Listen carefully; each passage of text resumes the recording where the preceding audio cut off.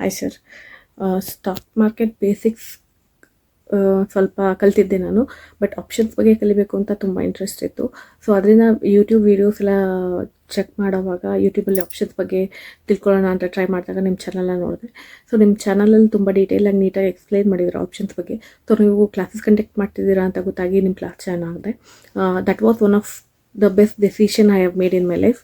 So options ಬಗ್ಗೆ ನೀವು ತುಂಬ ಚೆನ್ನಾಗಿ ಎಕ್ಸ್ಪ್ಲೈನ್ ಮಾಡ್ತೀರಾ. ಯಾವ ಮಾರ್ಕೆಟ್ ಕಂಡೀಷನಲ್ಲಿ ಯಾವ ಸ್ಟ್ರಾಟಜಿ ಹಾಕಬೇಕು, ಈವನ್ ಎಂಟ್ರಿ ಯಾವಾಗ ತೊಗೋಬೇಕು, ಎಕ್ಸಿಟ್ ಯಾವಾಗ ತೊಗೋಬೇಕು, ದೆನ್ ಆಪ್ಷನ್ ಗ್ರೀಕ್ಸ್ ಅದೆಲ್ಲ ತುಂಬ ಚೆನ್ನಾಗಿ ಎಕ್ಸ್ಪ್ಲೈನ್ ಮಾಡಿದ್ದೀರಾ.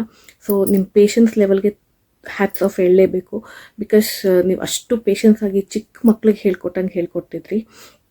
So thank you so much for that.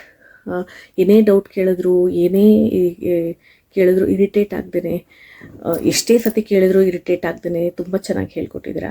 So that is one of the good thing.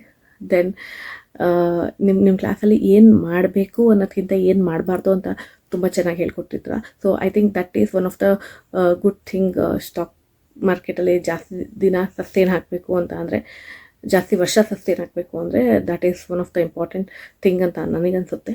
So ಯಾವಾಗ ನಿಮ್ಮ ಯಾವ ಮಾರ್ಕೆಟ್ ಕಂಡೀಷನ್ಗೆ ಯಾವ ಸ್ಟ್ರಾಟಜಿ ಅಪ್ಲೈ ಮಾಡಬೇಕು ಅನ್ನೋದನ್ನ ತುಂಬ ಚೆನ್ನಾಗಿ ಎಕ್ಸ್ಪ್ಲೇನ್ ಮಾಡಿಕೊಟ್ಟಿದ್ದೀರಾ. ನನಗಿವಾಗ ಒಂದು ಲೆವೆಲ್ ಆಫ್ ಕಾನ್ಫಿಡೆಂಟ್ ಬಂದಿದೆ, ನಾನು ಆಪ್ಷನ್ಸ್ ಮಾಡ್ಬೋದು ಅಂತ. ಆಪ್ಷನ್ಸ್ ಗ್ರೀಕ್ ಬಗ್ಗೆ ತುಂಬ ಚೆನ್ನಾಗಿ ಎಕ್ಸ್ಪ್ಲೇನ್ ಮಾಡಿದ್ದೀರಾ ಕ್ಲಾಸಲ್ಲಿ. ಸೊ ಆಪ್ಷನ್ಸ್ ಗ್ರೀಕೇ ಮೇಯ್ನು ಆಪ್ಷನ್ಸ್ ಟ್ರೇಡಿಂಗಲ್ಲಿ ಅನ್ನೋದು ನನಗೆ ಈ ಕ್ಲಾಸಿಗೆ ಜಾಯ್ನ್ ಆದಾಗಲೇ ಗೊತ್ತಾಗಿದ್ದು. ಸೊ ಫುಲ್ ಒಂದು ಕ್ಲಾರಿಟಿ ಬಂದಿದೆ ನನಗೆ ಆಪ್ಷನ್ಸ್ ಟ್ರೇಡಿಂಗ್ ಮೇಲೆ. So I think thank you so much.